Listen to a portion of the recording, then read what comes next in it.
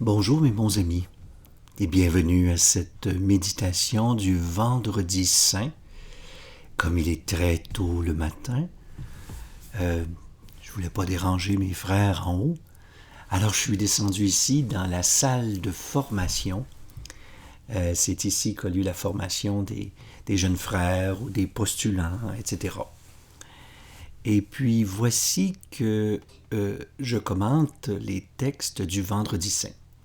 Ceci dit, vous vous doutez bien que la lecture de la Passion est très longue, je ne pourrai pas la couvrir au complet. Aussi, j'ai pris une décision. Je remarquais que les textes des lectures et du psaume étaient parfaits pour réfléchir sur le sens de la Passion. Je les ai donc déplacés au Samedi Saint. La quête de sens, comprendre cet événement sans nom, sans pareil, est comme un deuxième temps. D'abord, on va parcourir le récit de la Passion selon Saint Jean. Puis j'ai sélectionné des versets dans le récit de la Passion. C'est ça qu'on va faire ce matin, vendredi. Donc, les lectures qui entourent la Passion sont reportées à ma méditation de demain matin. Et elles sont abondantes et riches de sens. Et les lectures sur la Passion même vont faire l'objet de ma réflexion de ce matin, pas en détail, seulement des versets que j'ai choisis. Alors commençons en invoquant sur nous-mêmes l'esprit vivant de celui qui s'est donné à nous.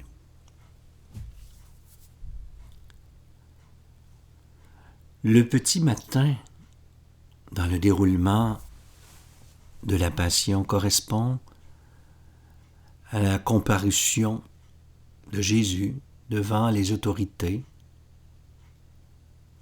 du temple et les autorités romaines.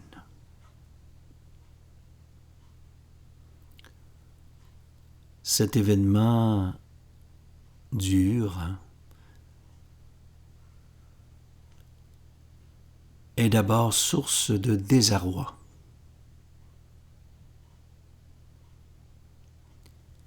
Et c'est le temps seul qui permettra aux disciples de trouver du sens à cette mort. L'Esprit Saint aidant, les disciples découvrent et comprennent mieux qui est Jésus et toute l'ampleur de sa mission. Fais-nous la grâce d'accueillir le témoignage de Jésus, le témoin de la vérité par toute sa vie. Et donne-nous, Seigneur, de le comprendre, ce témoignage, d'accueillir cette vérité par ce même Jésus qui s'est donné pour chacun de nous. Amen. Alors, nous progressons avec non pas rapidement, je ne crois pas qu'on peut dire rapidement, mais quand même avec un certain rythme, car le texte que nous avons pour ce vendredi, c'est Jean 18, 1 à 19, 42. Donc on couvre 2 chapitres. La Passion selon Saint Jean, c'est la plus abondante, la plus longue, c'est la plus précise aussi sur plein de détails. Voyons ce qu'on peut en tirer, puis en même temps, de temps en temps, j'ajouterai quelques petits points de réflexion qui viennent, je dirais, d'une compréhension au niveau historique de ce qui se serait déroulé. Alors, Jésus sort avec ses disciples et traversa le torrent du Cédron. Il y avait là un jardin dans lequel il entra avec ses disciples. Le torrent du Cédron, c'est tout simplement la vallée qui est tout de suite à l'est du temple et de la ville de Jérusalem. Il y a trois vallées qui forment, je dirais, en gros, la géographie de Jérusalem. La ville de Jérusalem, c'est comme une montagne, un éperon rocheux. Et puis, de ce côté-ci, ça descend et ça remonte. Et c'est sur cette colline-là qu'étaient installés les grands prêtres. Et plus loin, qu'était le palais d'Hérode. De l'autre côté, ça descend plus bas. Et puis, c'est là qu'on appelle le Cédron, la vallée du Cédron, parce que quand il y a de la pluie, bien sûr, il y a un cours d'eau qui s'appelle le Cédron.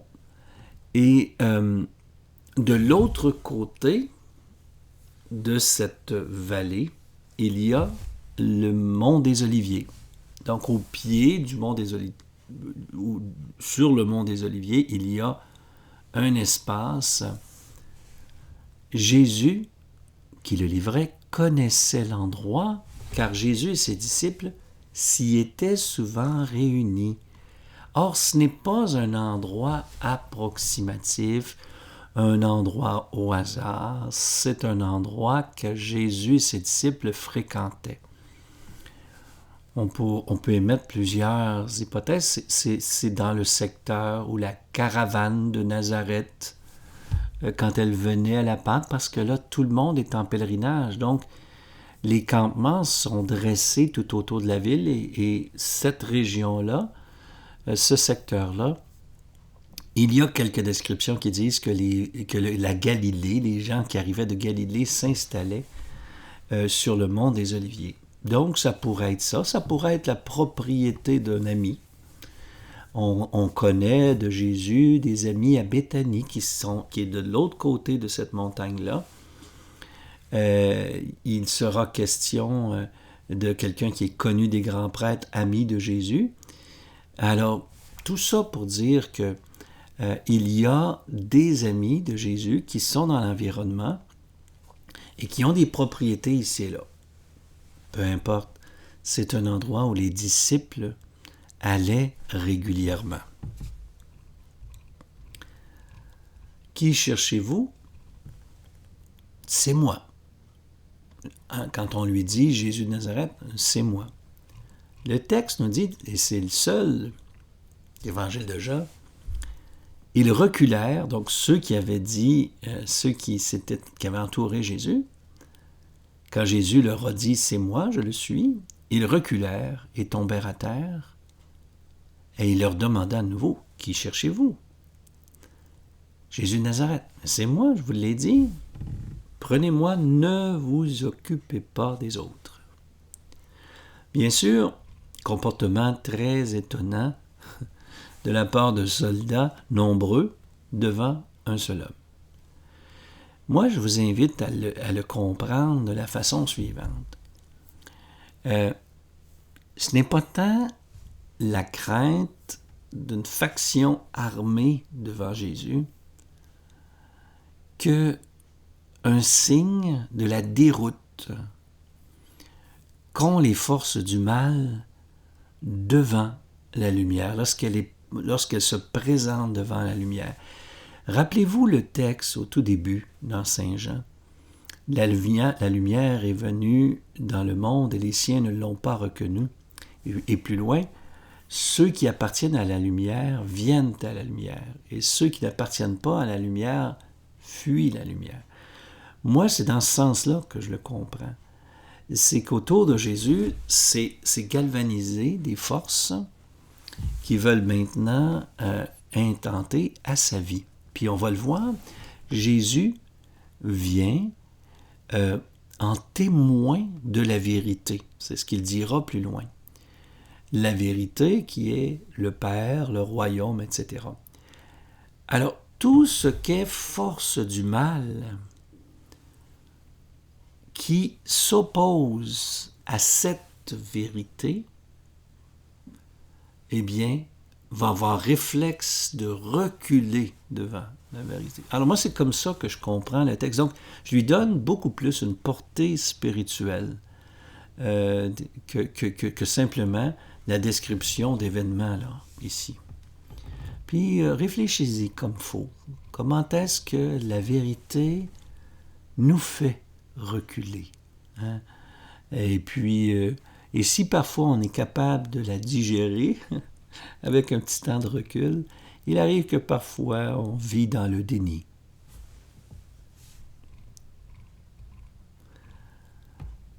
Pierre va tirer de son fourreau une épée, va couper l'oreille. Et c'est important, cette information-là, dans le texte de Jean.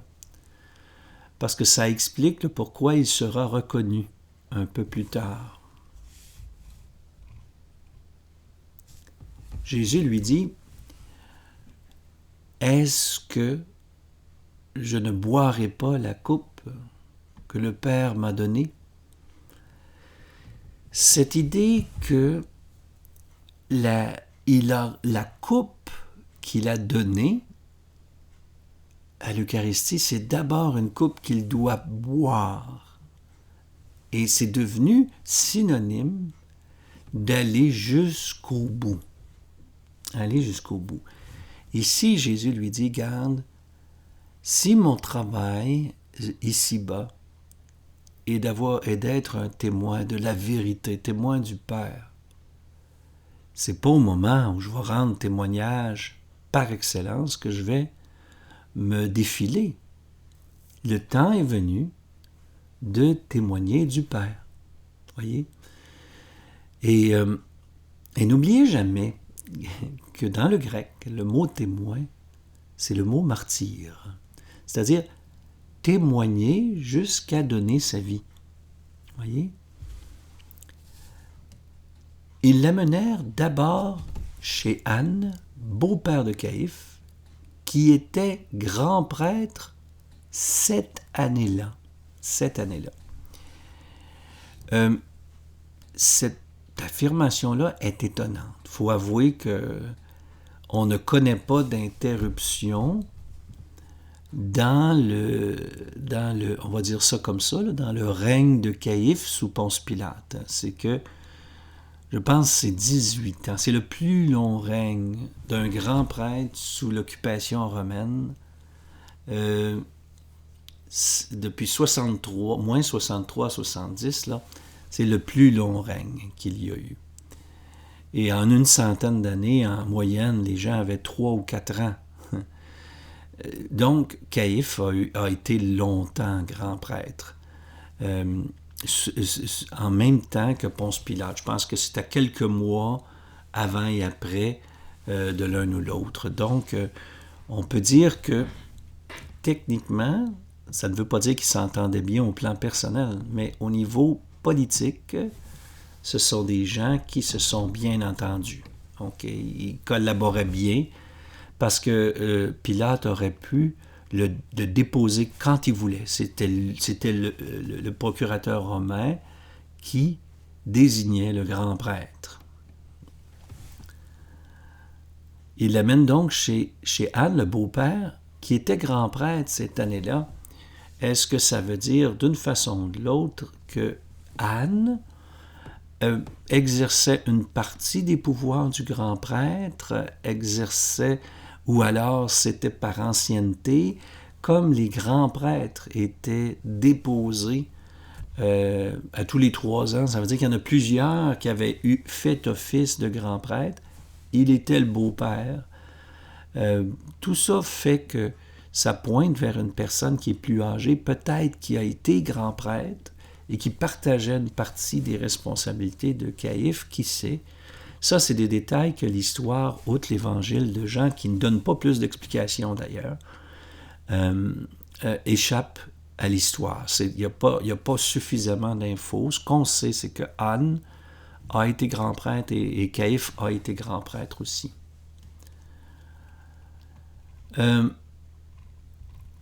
Or, c'est devant. Et là, il y a une note très, très intéressante. Comme ce disciple était connu du grand prêtre dont on vient de parler, Anne, il entra avec Jésus dans le palais du grand prêtre. Là, il y a une insistance là, sur le fait que il y a un disciple avec Simon-Pierre. Et ici, il n'est pas qualifié de disciple que Jésus aimait. Il est qualifié de disciple, un autre disciple connu du grand prêtre. Est-ce que ce disciple-là, c'est le disciple que Jésus aimait? Ou est-ce une autre personne qui, avec Pierre, dit « Je vais y aller avec toi pour que tu puisses entrer ». Là aussi, c'est quelque chose d'unique, là. On ne connaît pas d'autre chose, là. On ne connaît pas d'autres textes qui parlent comme ça, d'une proximité d'un des disciples de Jésus avec les milieux sacerdotaux, et pas n'importe lequel, le grand prêtre. Et pour pouvoir entrer dans la maison du grand prêtre, là, laissez-moi vous dire qu'il fallait être, peut-être pas dans les intimes, mais certainement dans les connus. Il entre dans la maison du grand prêtre et Pierre se tient à la porte. Puis l'autre disciple dit un mot à la servante qui gardait la porte. Il fait entrer Pierre. Donc Pierre est dans la maison du grand prêtre, Anne. C'est quelque chose, hein? Et puis, c'est certain là, qu'il n'a pas eu accès à cette résidence-là en d'autres temps, là. Et la jeune servante lui dit, « Mais n'es-tu pas toi aussi l'un des disciples de cet homme? » Il répond, « Bien sûr, vous le savez, hein, je ne le suis pas. » Et il faisait froid, il y a un feu, il s'approche. Et la troisième intervention, c'est de dire, « Hey, non, je t'ai vu dans le jardin. Je t'ai vu dans le jardin, car on rappelle l'épisode de l'oreille coupée. » Peu importe, on continue. Lorsqu'on condamnait, spécialement une condamnation à mort, on ne pouvait pas condamner sans entendre la personne qui était accusée et sans avoir d'accusateurs au nombre de 2. Et là, le grand-père questionne Jésus. Alors Jésus dit, j'ai parlé ouvertement, tu aurais plein de témoins pour dire, dans le temple, là où les Juifs se réunissent, je n'ai jamais en parlé en cachette. Pourquoi m'interroges-tu en privé? C'est comme, je suis déjà amené ici comme un condamné. Tu as déjà un dossier, dans un sens, tu as déjà un dossier à mon nom. Tu as déjà tout ce qu'il te faut. Pourquoi m'interroges-tu? Quel est l'intérêt ici? Ce que je leur ai dit à eux qui m'ont entendu, demande-le. Ils savent ce que j'ai dit. Et là, vous savez, il y a un des serviteurs du grand prêtre qui le gifle. Jésus lui dit, mais non, si j'ai mal parlé, si je n'ai pas dit... Et regardez comment il répond, Jésus. Hein? Si j'ai mal parlé, montre ce que j'ai dit de mal. Mais si j'ai bien parlé, pourquoi me frappes-tu? Le témoin de la vérité. En témoin de la vérité. Donc, ça veut dire, si j'ai dit les choses comme elles sont, pourquoi me frappes-tu? Ben oui, mais encore une fois, je vous invite à penser, quelle est la réaction que nous avons lorsqu'on nous dévoile la vérité? Peut-être est-ce de la nier, de reculer. Peut-être est-ce aussi de la frapper, de vouloir l'éteindre. Alors, un des serviteurs du grand prêtre, je vous ai raconté cet épisode-là, parent de celui à qui Pierre avait coupé l'oreille. Est-ce que moi, je ne t'ai pas vu dans le jardin avec lui? Encore une fois, Pierre le nia, et le coq chanta. Alors on amène Jésus de chez Caïphe au prétoire. il n'était pas chez Anne? Ou alors, et là c'est comme ça que parfois on résout ce problème-là, c'est il était chez Caïphe, mais c'est Anne qui est venue le voir, qui est plus âgée, qu'elle l'a rencontré, et là on l'amène de chez Caïphe au prétoire. Et que le grand prêtre en exercice était bel et bien Caïphe. Alors, ce qui veut dire que ce que nous dit le texte là, de Jean, et puis je pense qu'on peut tirer à peu près la même conclusion de l'évangile de Luc, c'est que Jésus n'a pas eu droit à un vrai procès. Ça ne se passe pas de nuit, même dans les autorités juives. Un vrai procès, ce n'est pas la nuit. C'est que ce que nous laisse comme impression, c'est que le dossier de Jésus était déjà complet. Jésus avait déjà été condamné. Les historiens vont parler d'un semblant de procès, d'un faux procès, d'où la réaction pour moi de Jésus dans l'évangile de Jean, c'est que ce n'est pas vraiment un procès, c'est un simulacre de procès qui avait comme seule intention de confirmer une condamnation qui avait déjà été prononcée. Au petit matin, on amène au prétoire. On a longtemps cru que Pilate se trouvait probablement à la citadelle qui surplombe l'esplanade du temple. Mais plus récemment, on a réfléchi à ça.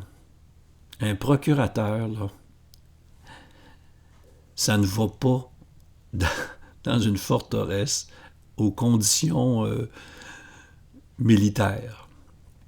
Celui qui gouverne cette région-là demeure dans le château du gouverneur. Or, ça donne que Hérode s'était fait construire une magnifique résidence un peu plus loin, mais sur la même colline que les grands prêtres.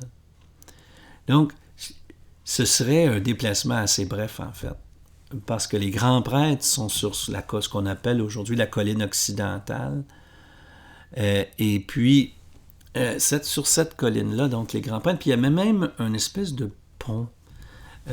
C'est pas le bon terme ici, un pont, c'est plus un chemin surélevé qui donne aujourd'hui ce qu'on appelle l'Arche de Robinson, qui partait de l'esplanade du Temple et qui allait directement dans les beaux quartiers des grands prêtres et plus loin, Hérode. Hérode et les grands prêtres là, ne prenaient pas les rues normales pour se rendre au Temple. Ils avaient une espèce de rue particulière, si on peut dire, qui était de 18 mètres, à 18 mètres de la rue en bas.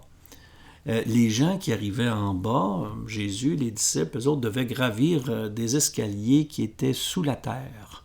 Très beaux escaliers d'ailleurs, pour arriver directement au milieu de l'esplanade. Mais les gens qui habitaient la colline occidentale, les grands prêtres et puis Hérode, ils avaient un chemin, je dirais vraisemblablement aussi protégé, qui se rendait directement sur la colline. Et c'est comme ça que, au fond, Jésus a été déplacé de la résidence du grand prêtre à juste à côté de l'ancien. Il ne faut pas penser là, que le château d'Hérode qui avait fait construire 60 ans avant, que c'était tout en ruine. C'est encore magnifique, avec une piscine. Les ruines de ça sont sous le poste de police aujourd'hui. Une magnifique piscine, puis c'était tout protégé. Il y avait une forteresse autour de ça. Alors, non, c'était une habitation des plus luxueuses. C'est là qu'habitait Pilate, puis c'est probablement là que se trouve ce qu'on appelle le prétoire. Une petite note, ceux qui amenèrent Jésus n'entrèrent pas dans le prétoire pour ne pas contracter la souillure rituelle qui les aurait empêchés de vivre la Pâque juive qui est le soir même. Donc, ils sont la veille c'est pas la Pâque juive, excusez-moi, c'est le sabbat. Il y a un petit lapsus ici, là. Donc, c'est le sabbat. Le repas pascal a probablement été vécu selon les calendriers qui étaient suivis, parce que pas tout le monde qui s'entendait sur le même calendrier, là. Il y avait différentes factions qui en avaient des différentes dates. Quoi qu'il en soit, c'était avant, et là arrive donc le sabbat, le soir même. Et quelle accusation portez-vous? C'est un malfaiteur, et selon notre loi, il doit être mis à mort. Alors, suivant votre loi, mettez-le à mort. Hein? Jugez-le vous-même et mettez-le à mort. C'est comme si Pilate pressentait qu'il n'y avait pas eu un vrai jugement ici. Jugez-le vous-même, hein, selon votre loi. Eux, ils ne répondent pas « Ah, nous, on l'a fait, le procès, puis on l'a trouvé coupable. » Il répond « Nous n'avons pas le droit de mettre quelqu'un à mort. » Des petits indices qui laissent entendre que, en effet, Jésus n'a pas eu droit à un véritable procès religieux. Et là, il est devant un procès, on va dire ça comme ça, au civil, un procès romain, on va appeler ça comme ça, là. Mais il faut qu'il soit condamné selon le droit romain et non plus selon le droit juif. Donc là, on quitte le droit religieux pour entrer dans... Il faut trouver des motifs de condamnation selon le droit romain. Alors, Pilate entre dans le prétoire. « Es-tu le roi des Juifs? » Ce serait parfait. Si Jésus dit « Je suis le roi des Juifs », c'est réglé, parce que de prétendre à une royauté non désirée, non reconnue par l'empereur, c'est un crime de lèse-majesté. C'est un crime de ne pas reconnaître l'autorité de l'empereur. Donc, si tu prétends être, alors que tu es devant celui qui, au nom de l'empereur, un procurateur tel que Pilate l'exerçait, là, avait tous les droits. Il était suffisamment loin. Lui, il n'avait pas besoin d'écrire une lettre à tout bout de champ pour faire prendre la décision par un autre. Non, il avait plein pouvoir judiciaire, politique. Il avait plein pouvoir militaire aussi. Donc, il combinait ça. C'est un pouvoir énorme qu'avait Pilate. Alors, si lui, en face de lui, là, il dit « Oui, je suis roi des Juifs », il se fait zigouiller sur le champ, là. Parce que c'est lui qui juge. C'est lui qui est le juge. On oublie ça. Hein? Les juges n'étaient pas des gens qui étaient une formation pour ça, une formation civile pour ça, d'appliquer le droit. C'était le régnant qui jugeait. Hein?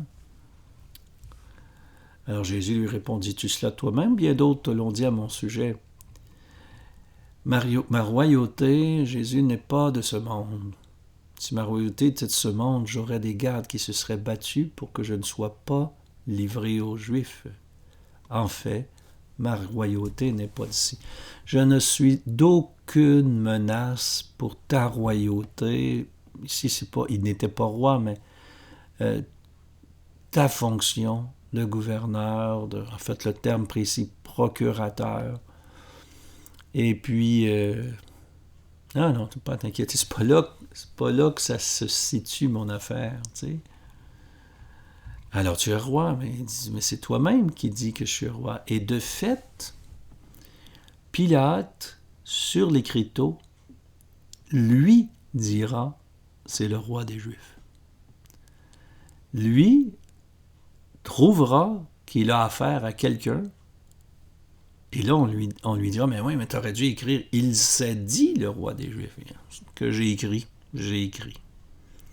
Pour lui, dans son esprit, il a fait tuer le roi des Juifs.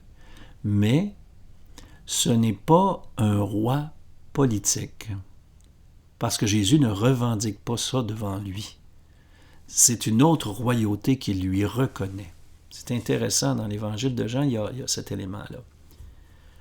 Moi, je suis venu dans le monde, dit Jésus, pour rendre témoignage à la vérité. Quiconque appartient à la vérité écoute ma voix. Vous avez là pour moi un sommet de sens. On en a déjà parlé. Si Jésus, dans la passion de Jean, est là pour rendre témoignage à la vérité, posez-vous la question de quelle vérité il s'agit.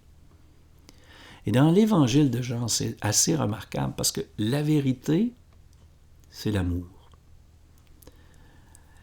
Et la vérité, c'est aussi la lumière. Puis la lumière, c'est aussi la vérité. La lumière, c'est l'amour. Et on peut jouer avec 4-5 mots comme ça pour comprendre qu'on ne peut pas avoir une vérité sans amour. Donc Jésus, la manière qu'il se comporte, c'est un martyr de la vérité, de l'amour qui est lumière. Et puis, tout ce qu'il fait, la manière qu'il se comporte, sont cohérents avec ça. Quiconque appartient à la vérité, écoute ma voix. Bien sûr, dans le monde gréco-romain, le mot vérité a un autre sens. Et donc, la vérité, ce n'est pas quelqu'un. Mais pour Jésus, la vérité, c'est quelqu'un. Et quiconque appartient à la vérité vient à moi. Au fond, quiconque appartient au mystère de Dieu va reconnaître que j'en suis le témoin. Et ça, c'est quelque chose qui est très important dans l'évangile de Jean, parce qu'il va dire plusieurs fois et de plusieurs manières que le Père appelle, et tous ceux qui se laissent appeler, tous ceux qui répondent à cet appel reconnaissent en Jésus l'envoyé du Père. C'est un évangile d'une grande cohérence,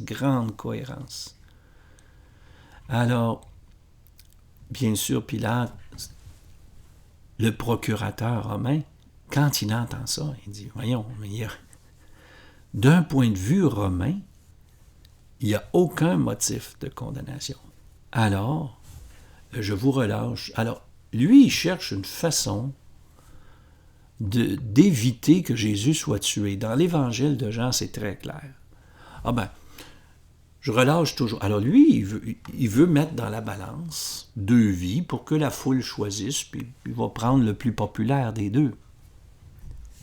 Or, le texte nous dit que les gens vont choisir clairement le meurtrier. Voyez-vous comment est-ce qu'en face de la lumière, on choisit parfois, des fois en pleine conscience, une voie qui est clairement fautive. Et puis, on essaie de se convaincre que c'est la bonne voie. Alors, Barabbas, nous dit le texte, c'était un bandit. Alors, il le couronne d'épines, il lui met un manteau, et puis il le présente encore une fois après que les soldats se soient moqués de Jésus. On l'amène dehors pour vous dire que je ne trouve en lui aucun motif de condamnation. Alors il sort avec la couronne d'épines, voici l'homme. Ce qui est intéressant dans le voici l'homme, c'est voici l'être humain. Eh bien, quel est-il l'être humain dans toute sa splendeur? L'être humain dans toute sa force, dans toute sa... Quel est-il cet être humain lorsqu'il va au bout de lui-même? L'être humain tel que vu par Dieu à l'origine, tel qu'entrevu. Et le voilà, on se moque de lui, de l'être humain dans sa pleine stature. Puis je vous invite à réfléchir à ça. Parce que parfois, nous nous moquons d'êtres humains admirables. Crucifie-le, crucifie-le. Nous avons une loi, selon cette loi, cet homme-là doit mourir parce qu'il s'est dit fils de Dieu. Ah, là, oh, Pilate fait, oh, ok. Il redoubla de crainte. Il rentre au prétoire. Puis, mais d'où es-tu? Nous, il faut comprendre. Il faut comprendre que nous autres, le religieux, c'est comme quelque chose qui est à côté de la vie. Mais il faut comprendre que dans l'Antiquité, le religieux faisait partie de la vie de tout le monde. Et là, fils de Dieu, fils de qui, de quoi, d'où viens-tu? D'où viens-tu, tu sais? Pose la question, parce que ça existe. L'empereur romain est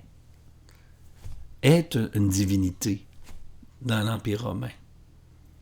Est une divinité pour laquelle on érige des temples, on offre des sacrifices. Et il est obligé de faire ça, lui, comme centurion. Alors là, si c'est le Fils de Dieu, a-t-il affaire à quel... Est-il sur le point de faire une gaffe, là? Est-il sur le point de condamner quelqu'un dans un univers religieux ou est-il en train d'éliminer le Fils d'un Dieu?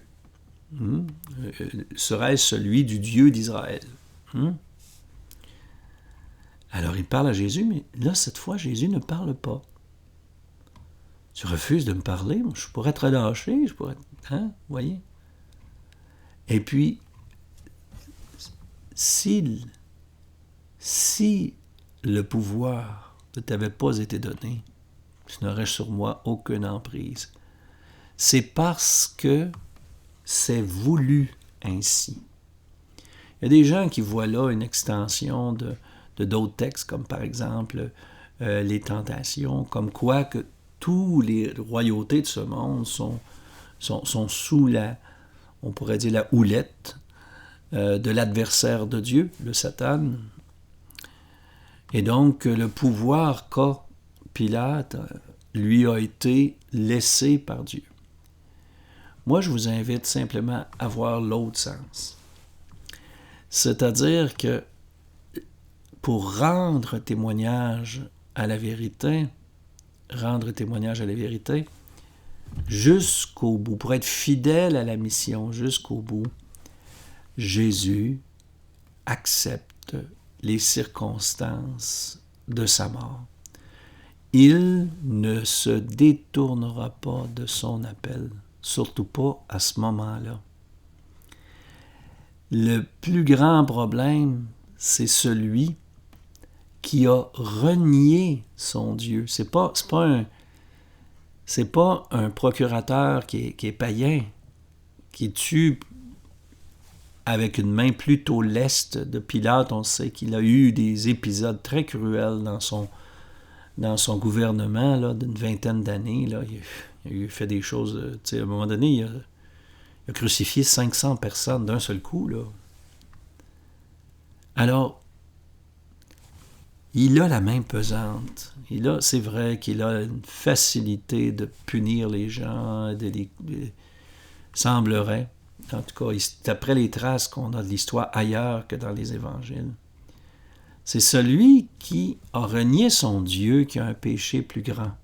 On pense tout de suite à Judas dans ce cas-ci. Alors, si tu le relâches, lui disent, ici ce sont des Juifs qui se mettent à crier, si tu le relâches, tu n'es pas l'ami de l'empereur. Quiconque se fait roi s'oppose à l'empereur, ce dont on parlait tantôt. Hein? Dès que tu te qualifies de roi, sans l'appui, l'approbation de l'empereur, tu t'opposes à l'empereur. Alors, Pilate l'amène à l'extérieur. Voici votre roi.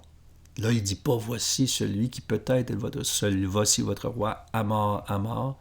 Vais-je crucifier votre roi? Le texte est très clair.